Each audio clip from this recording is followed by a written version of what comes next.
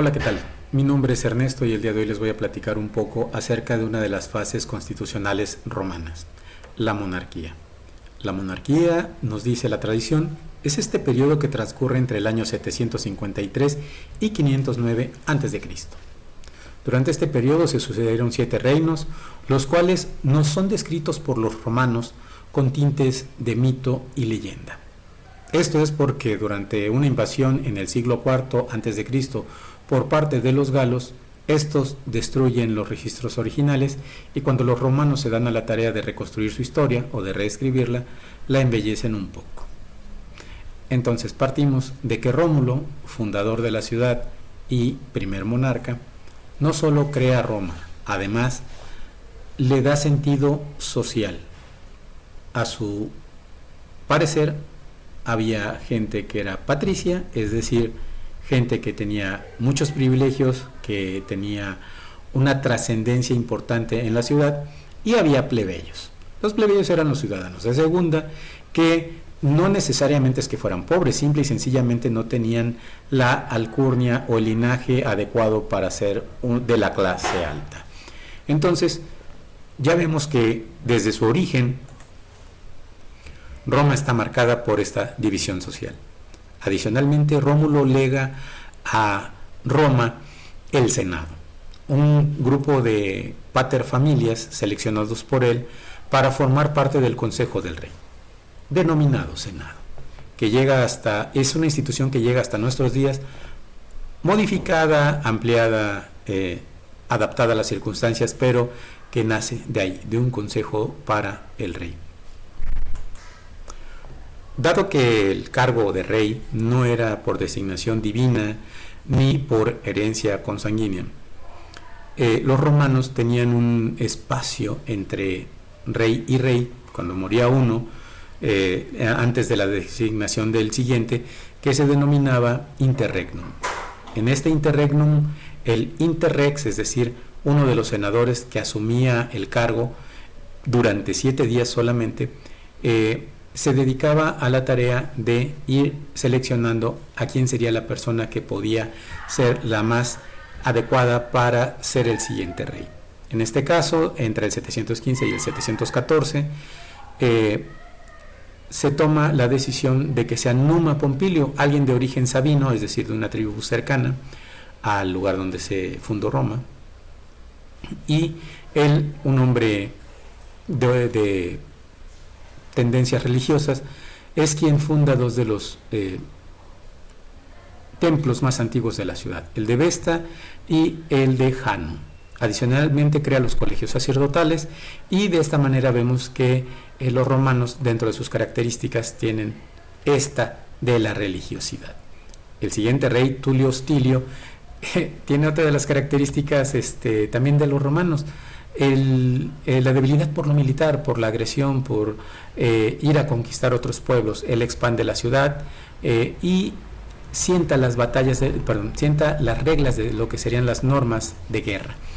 Anco Marcio, su sucesor, es un tipo que, independientemente de que atiende lo religioso y lo militar, también le dedica tiempo a lo que es la parte administrativa y de crecer y fortalecer la ciudad, fortalecerla por cuanto a infraestructura, así como de fortificarla, es decir, crear murallas que protegieran los terrenos que se iban anexando a Roma.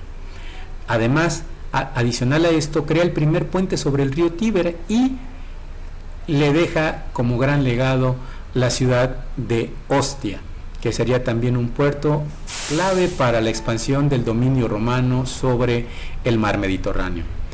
Con este rey Anco Marcio termina la dinastía de los reyes latinos, reyes de origen latino, y continúa con el primer rey de legado etrusco, los reyes de dinastía etrusca, Tarquinio Prisco, mejor dicho. El antiguo realiza grandes empresas para la ciudad, es decir, realiza más infraestructura, destacando particularmente el Circo Máximo y el sistema de drenaje, así como la cloaca máxima. Se dice que aún hoy en día parte de esta infraestructura creada hace más de 2000 años todavía sigue funcionando en la Roma actual.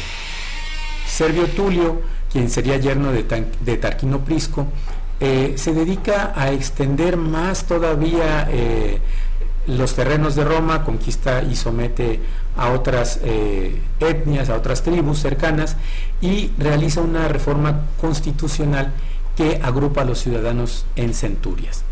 Como vamos a ver más adelante, esto es importante, pues también genera una estructura social más definida.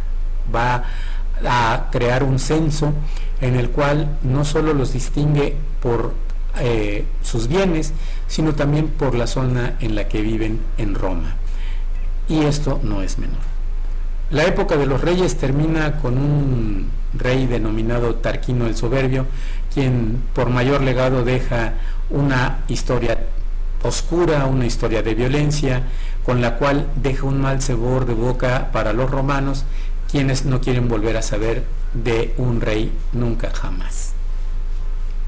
Como podemos ver en la siguiente imagen, la importancia de este periodo radica en que se define lo que sería a la larga la parte medular de Roma, el legado que nos deja, la manera en que se gestionan las leyes. El rey proponía los comicios o las juntas, asambleas, que eran de curias, centurias y tribus, las validaban y finalmente el Senado las definía como legales, les daba el orden estricto que se requería para que funcionaran. La sociedad se distinguía entre plebeyos y patricios, no dejando fuera, claro, a lo que era la clientela o los esclavos, pero sinceramente ellos no contaban como tal, ya que los esclavos eran cosas y la clientela pues estaba sometida al yugo del paterfamilias. Las curias se dedicaban, se presume, a seleccionar quién sería el siguiente rey. Las centurias, a las cuales solo podían asistir los patricios, se dedicaban a atender los temas militares y financieros, es decir, la parte de los impuestos, la política, las relaciones entre otras comunidades, y la más, digamos, débil de los comicios, de las asambleas, era la de las tribus, que era la de las colonias, quienes podían elegir a funcionarios menores e incluso hablar de penas pecuniarias, lo que serían más bien entendido como multas.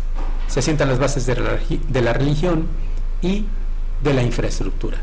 Tenemos ya edificios importantes, templos, coliseos, murallas, puentes, en fin, toda clase de infraestructura que va rivalizando con culturas de la época.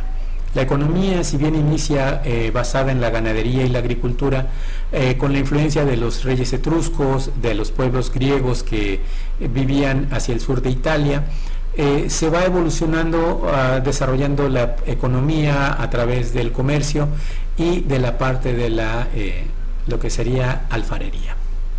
Como vemos, este es un origen sí sencillo y humilde, pero les llevó 240 años.